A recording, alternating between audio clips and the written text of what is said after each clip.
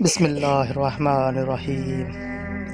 فرشتوں کی دنیا، فرشتے اللہ تعالیٰ کی نورانی مخلوق ہیں جنہیں ان کی اصلی شکل و صورت میں دیکھنا انبیاء کرام علیہ السلام کے علاوہ کسی اور کے لیے ممکن نہیں۔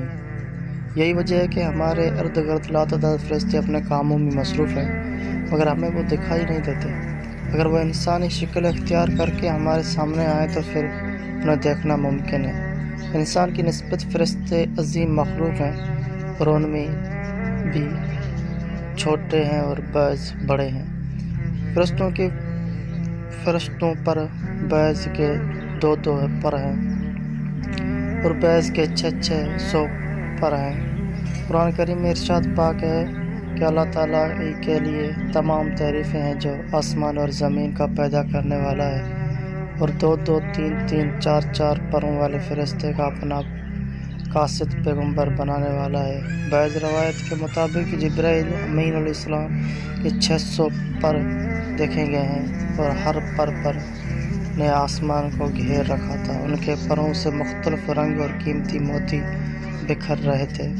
فرشتوں کی قد و قامت، وہ فرشتے جنہوں نے عرش اٹھا کر رکھا ہے، ان کے قد و قامت کے بارے میں سیدنا انس رضی اللہ تعالیٰ عنہ سے مروی ہے کہ حضور نبی کریم صلی اللہ علیہ وسلم ارشاد فرمایا، عرش کو اٹھانے والے فرشتوں میں ایک فرشتے کے بارے میں مجھے یہ بتانے کی اجازت دی گئی ہے جس کے پاؤں سے نچلے 7ویں زمین میں ہے اور اس کے کندھوں پر عرش ہے۔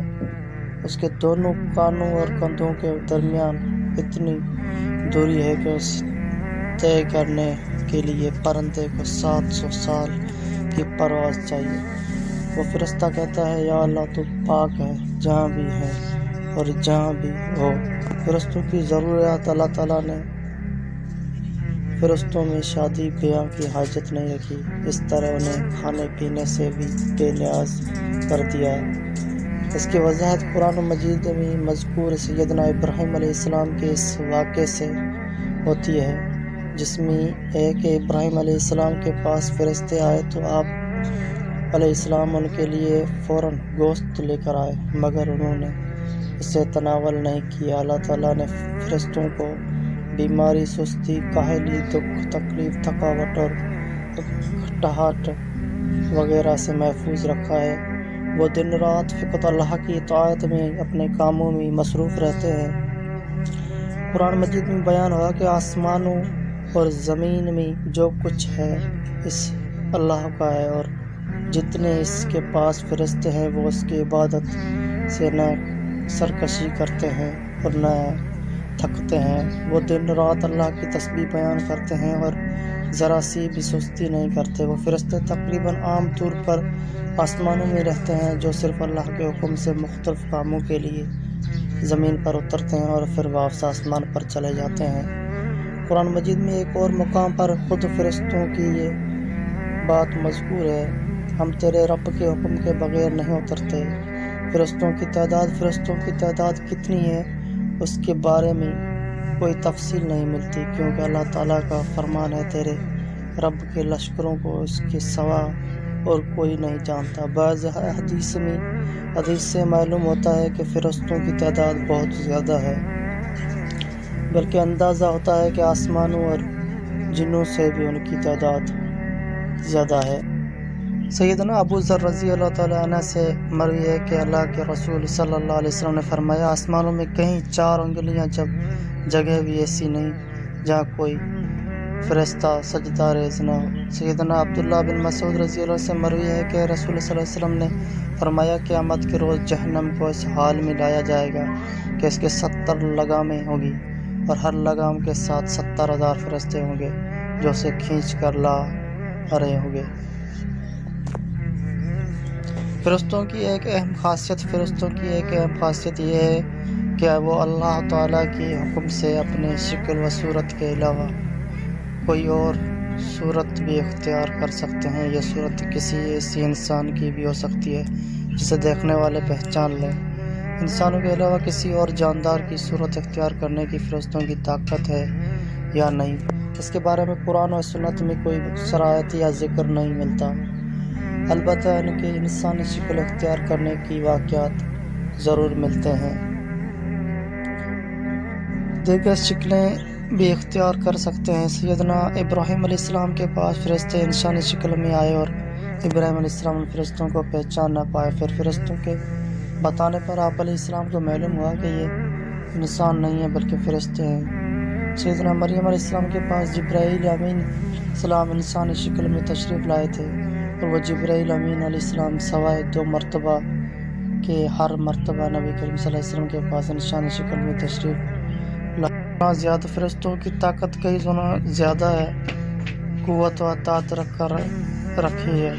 حضور نبی کریم صلی اللہ علیہ وسلم نے جب طائف کے مقام پر وہاں کے لوگوں کو اسلام کی دعوت پیش کی تو آپ صلی اللہ علیہ وسلم پر وہاں کے لوگوں نے ظلم و جبر کی انتہا کر دی اور حضور نبی کریم صلی اللہ علیہ وسلم کو لہو لعان کر دیا۔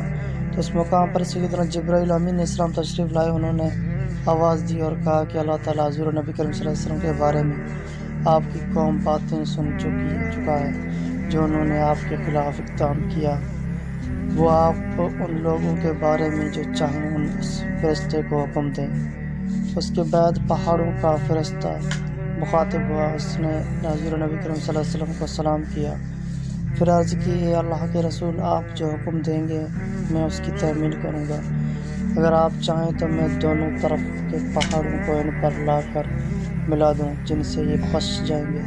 اس طرح جبرائیل امین علیہ السلام کی قوت و طاقت کے بارے میں قرآن مجید میں یہ ہے، انہیں حضور نبی کریم صلی اللہ علیہ وسلم کو زبردست طاقت والے فرشتے نے سکھایا ہے جو زور آور ہے۔ قسم کی کمی بیشی یا سستی اور کاہلی وغیرہ کا مظاہرہ نہیں کرتے۔ جن فرشتوں کی جب اور جہاں ڈیوٹی شروع ہوتی ہے وہ اس طاقت تو وہاں پہنچ جاتے ہیں اور اس سے احسن طریقے سے سر انجام دیتے ہیں۔ فرشتوں کی موت جس طرح انسانوں کی پیدائش اور موت کے مختلف مراحل ہوتے ہیں، فرشتوں کے لیے یہ مراحل نہیں ہیں، یعنی دنیا میں نئے انسان پیدا ہوتے ہیں اور پھر موجودہ انسان فوت ہوتے رہتے ہیں۔ لیکن اس کی برعکس جب اللہ تعالیٰ نے فرشتوں کو پیدا کیا ہے تب سے وہ زندہ ہیں اور قیامت قائم ہونے تک جب تک اللہ پاک چاہیں گے وہ زندہ رہیں گے۔ تب تک اللہ تعالیٰ کی طرف سے انہیں جو ذمہ داریاں دی گئی ہے انہیں احسن طریقے سے وہ پورا کرتے رہیں گے۔ لیکن جب قیامت آئے گی تو یہ فرشتے بھی موت سے دوچار ہوں گے۔ پھر ایک ایسا وقت آئے گا جب کائنات میں اللہ تعالیٰ کے علاوہ کوئی چیز زندہ نہ رہے گی۔ اسی صورتحال کو قرآن مجید میں اس طرح بیان کیا گیا ہے، زمین پر جو ہے سب فنا ہے، ہونے والے ہیں، صرف تیرے رب کی ذات جو عظمت اور عزت والی ہے وہی باقی رہ جائے گی۔ اس طرح ایک اور مقام پر ارشاد ہوا کہ ہر نفس کو مرنا ہے۔